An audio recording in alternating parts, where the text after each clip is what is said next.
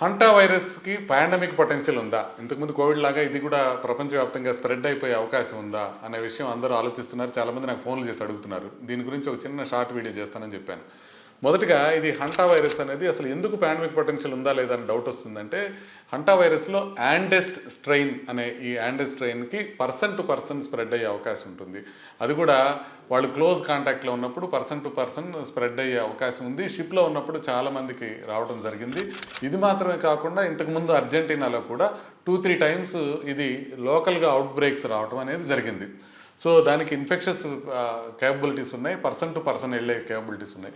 రెండోది ఎందుకంటే దానికి ఇంక్యుబేషన్ పీరియడ్ చాలా లాంగ్ ఉంది. అంటే ఆల్మోస్ట్ 6 to 8 వీక్స్ దానికి ఇంక్యుబేషన్ పీరియడ్ ఉంది. అంటే ఒక మనిషికి ఇన్ఫెక్షన్ వచ్చిన తర్వాత సిమ్టమ్స్ రావడానికి ఎక్కువ టైం పడుతుంది.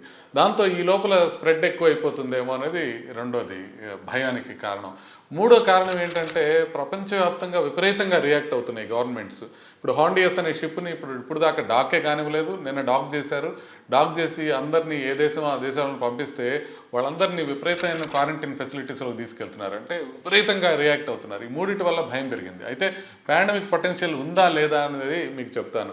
పాండమిక్ పొటెన్షియల్ 1 to 3% మాత్రమే. 97 to 99% ఇది పాండమిక్ అయ్యే అవకాశం లేదు. ఎందుకనంటే ఇన్ఎఫిషియంట్ ట్రాన్స్మిషన్ నెంబర్ 1. యాండీ స్ట్రెయిన్ ఏంటంటే ప్రొలాంగ్డ్ కాంటాక్ట్ ఉండాల్సిందే.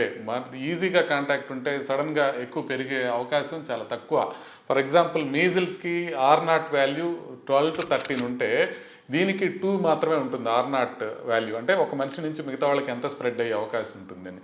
R0 1 కన్నా తగ్గితే అది స్ప్రెడ్ అయ్యే అవకాశం లేదు అన్నట్టు.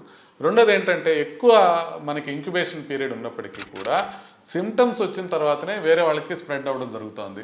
అర్జెంటీనాలో జరిగిన అవుట్ బ్రేక్లో మనకి 2018-19లో వచ్చిన అవుట్ బ్రేక్లో హెల్త్ కేర్ వర్కర్స్కి ఎవరికి రాలా. వాళ్ళు అంత గొప్పగా పీపీఐలు ఏం పెట్టుకోవాలా, అయినా కూడా రాలా. కాబట్టి అది భయపడాల్సిన అవసరం లేదు. కోవిడ్ అంత ఇన్ఫెక్షస్ కాదు ఇది.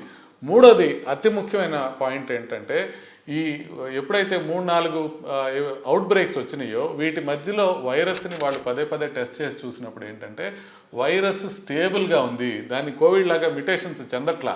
అందుకని ఇంకా ఎక్కువ మాడిఫై అయ్యే విధంగా జరగలే. కాబట్టి మరణాల సంఖ్య ఎక్కువ ఉన్నప్పటికీ కూడా ఇది ప్రపంచవ్యాప్తంగా స్ప్రెడ్ అయ్యే అవకాశం 1 to 3% కన్నా తక్కువ ఉంది. 99% ఇది స్ప్రెడ్ కాదు. భయపడాల్సిన అవసరం ఏమీ లేదు.